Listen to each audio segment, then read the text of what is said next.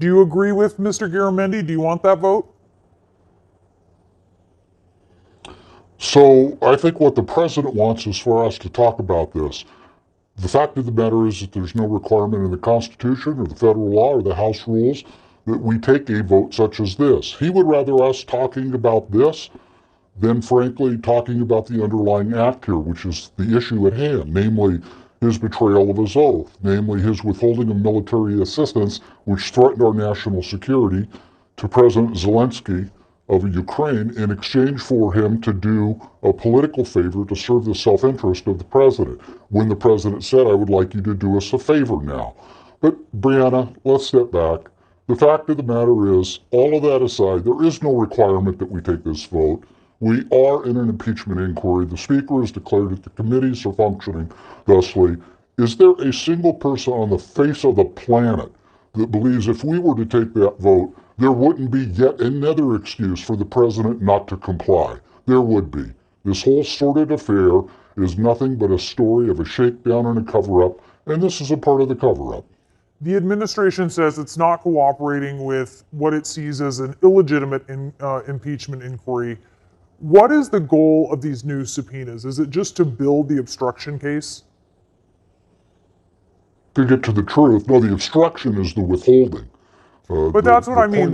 Clearly Democrats know they're not going to comply with subpoenas. So they're expecting this even as they roll out more. It would be incredibly surprising if the administration complied with this.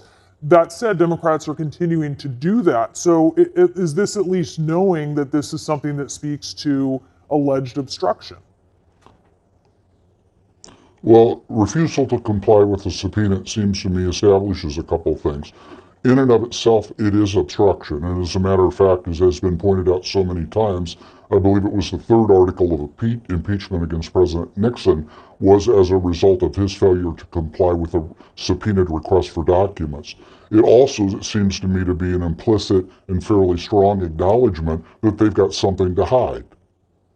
Are you concerned, and you bring up the point about obstruction with President Nixon, point taken. However, at this current point in time, we are following the Mueller investigation where you had alleged obstruction, where the Attorney General essentially cleared the president of it, even though Mueller did not.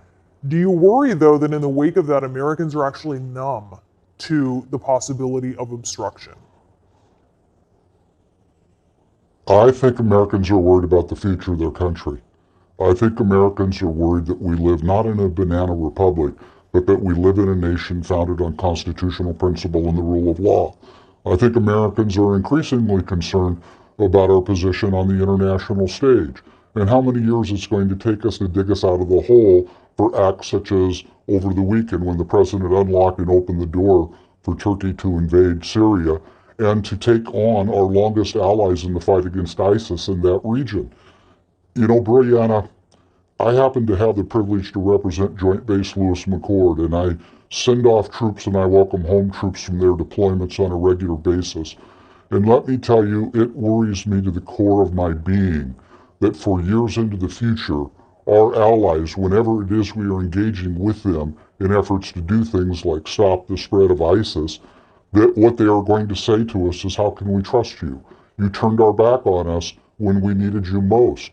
So I think those are the kinds of things that Americans are worried about, that we do live in a constitutional republic and not a banana republic. That is a concern that many Republicans have echoed. You've been hearing your Republican colleagues say that. When the White House says that the United States does not endorse this attack by Turkey against the Kurds, what is your response to that?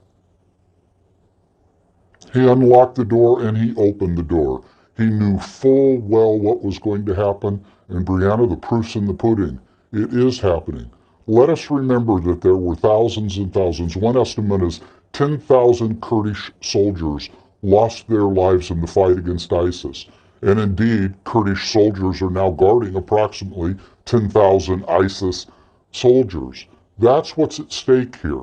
If they are diverted to defend themselves and the civilians and other Kurds, and those ISIS soldiers escape, we know full well what they will be up to. The president said they're going to migrate to Europe. Well, they may do that, but they're also going to engage in the same kind of aggressive violence that they have been committed to over a period of time.